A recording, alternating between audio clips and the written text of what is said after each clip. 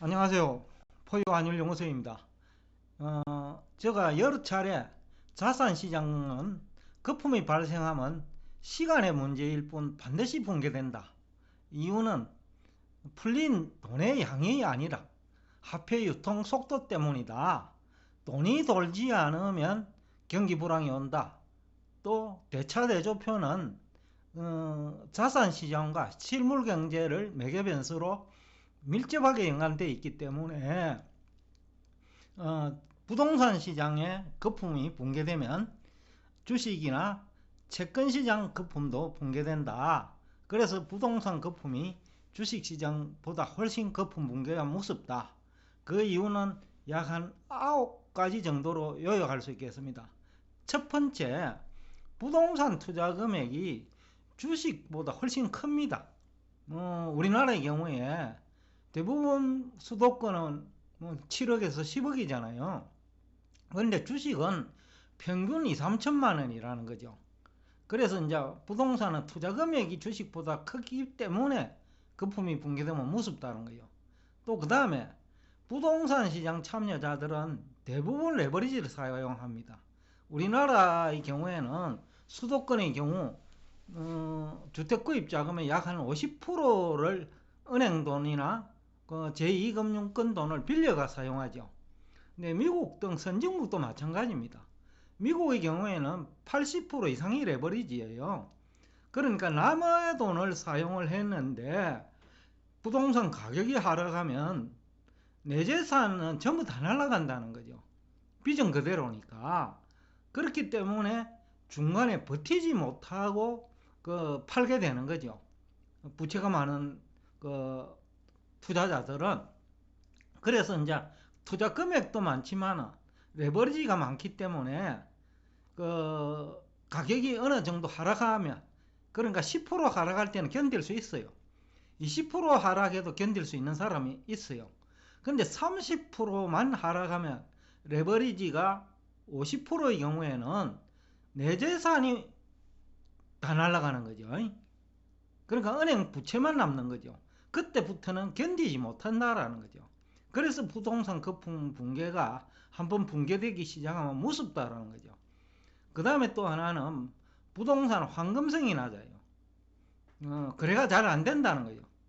왜냐하면 큰 돈도 들고 빌려가지고 돈을 사용해야 되는데 투자한 이후에 또다시 가격이 하락하면 패가망신하거든요. 그래서 황금성이 낮은 이유 중에 하나죠. 그 다음에 또 하나는 은행 돈을 빌려가 투자를 하기 때문에 부동산 시장은 거품이 붕괴되면 부실채권이 증가하죠. 은행이. 그러니까 은행 재무구조가 나빠지는 거죠. 그러니까 금융 시스템 붕괴로 이어질 확률이 높다. 그래서 주식과 달리 부동산은 대단히 위험하다. 그래서 따라 들어가면서 투자하는 것은 주식도 위험하지만 부동산은 주식보다 훨씬 더 위험하다. 그래서 지난해 우리나라에서 부동산을 은행에서 돈을 빌려 투자한 사람은 굉장히 조심해야 된다. 앞 시간에도 포유 환율 연구소에서 회사채 금리 트리플 B 등급 회사채 금리가 2007년과 또는 2020년과 비교하면 훨씬 높다. 그 얘기가 결국은 부동산 시장으로 연결됩니다. 결국 회사채 금리가 높다는 것은 그만큼 시장 금리를 밀어 올리는 역할을 하거든요. 그러니까 대출 금리를 밀어 올리는 역할을 한다고요. 특히 경기 불황 국면에서, 부동산 경기 불황 국면에서 더욱더 그런 현상이 나타난다. 그리고 또 하나는 신흥국은 금융 시스템이 무너지면, 쉽게 하면 금융회사가 부실채권이 증가하면 외환위기로 발전합니다. 또 외환위기는 실물경제 충격을 주죠. 그거는 여러분들이 다 경험을 했으니까 추가적인 설명이 필요 없을 것 같습니다. 참고로 2008년 경우 문제는 미국에서 발생했죠. 리만 사태니까. 그런데 달러 가치도 30% 하락을 했지만은 그때도 부동산 거품 붕괴가 원인이죠. 2007년 서브프라임 사태가 시발점이니까 결국은 그 주택담보대출 금리 문제에서 발생한 거죠. 그것이 이제 파생금융 상품, 그러니까 모기지 관련 파생금융 상품이기로 발전했고, 그리고 부동산 시장 붕괴, 나아가 주식시장 붕괴로 나타나면서 달러 가치가 30% 이상 하락했죠. 그 당시 한국 원화 가치는 사고는 미국에서 생겼는데 한국 원화 가치가 50% 하락했어요. 그런데 만약 부동산 시장이 한국에서 무너진다면 어떻게 되겠어요? 그건 당연히 한국 원화 가치가 50% 하락하죠. 이 부분은 여러분들이 향후 부동산 경기와 관련해 가지고 돈을 벌 수 있느냐 아니면 알거지화 되느냐와 관련된 얘기입니다. 만약에 부동산 거품이 붕괴되기 이전에 외화예금을 했는데 환율이 50% 오르고 그러면 부동산은 폭락할 거고요. 그러면 환율 올랐으니까 환차익이 생기지요. 그런데 부동산 가격은 40-50% 내렸죠. 그러면 아주 헐값으로 흔히들 쭈쭈한다는 말씀 하시죠. 그와 같은 그 자산 운용이 가능하다는 거죠. 그래서 이제 우리나라는 아직도 신흥국이다. 그리고 부동산 담보대출이 너무 많다. 가계재산의 한 80%가 부동산이다. 그래서 부동산 가격이 무너지면 원화가치 하락으로 발전한다. 따라서 이것을 잘 이용하면 부동산을 거의 그 헐값으로 쭈쭈할 수 있다 라는 얘기가 가능합니다. 그 다음에 또 하나는 은행은 부실채권이 발생하면 만기 연장을 해줄 수가 없습니다. 오히려 대출금을 회수를 해야 돼요. 왜냐고요? BIS 자기 자본 비율 때문에 그렇습니다. BIS 자기 자본 비율이 문제가 생기면 국제 간에 그 무역 거래를 알선할 수가 없는 거지요. 그만큼 BIS 자기 자본 비율은 중요하다. 그렇기 때문에 은행은 부동산 가격 하락으로 부실 채권이 증가하면 오히려 대출금을 회수해야 된다.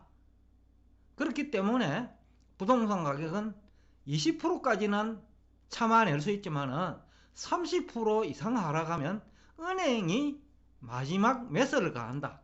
우리가 병에 걸리면 수술로 하지요. 그러면 의사가 인체를 회복하지요. 마찬가지다. 은행이 우리 가계재산을 해부를 해버린다. 쉽게 하면 강제로 경매해가지고 가져간다. 그렇기 때문에 경매 이전에 그 집주인들이 자기들이 알아서 매각을 한다. 그래서 부동산은 30%가 하락하면 자동적으로 40%, 50% 하락하게 된다. 지금 한국이 그런 환경에 직면해가 있다. 가계부채 비율이 2007년보다 훨씬 높아졌거든요. 그러니까 한 3배 정도 가계부채가 증가했다는 거죠. 그렇기 때문에 부동산 가격이 30%가 하락하면 과거와 달리 자동적으로 40%, 50% 하락하는 사태가 발생한다. 그러면 가계는 파산하고 소비는 급감하면서 환율은 더욱더 올라간다. 그리고 8번째, 제2금융권이 아무래도 먼저 파산합니다. 왜냐고요? 부실하기 때문입니다. 은행은 고객 돈을 먹고 살잖아요. 그러면 고객이 부실한 제2금융권에 예금을 안 해줍니다. 그러니까 제2금융권부터 파산을 하게 되죠. 그럴 경우에는 1금융권으로 연결됩니다. 한국은 그렇습니다. 왜냐? 2금융권 부채가 크게 늘었어요. 3배 이상 늘었어요. 2007년보다. 그러니까 2금융권 파산은 1금융권 파산으로 이어진다 라는 그 분석도 가능합니다. 그리고 이제 마지막으로 부동산 거품 붕괴는 주식과 채권시장 거품 붕괴를 초래할 수밖에 없다 라는 얘기를 하면서 오늘 여러분과 부동산 거품이 주식 거품 붕괴보다 훨씬 무섭다는 얘기를 하면서 여러분과 대화를 여기서 끝내겠습니다.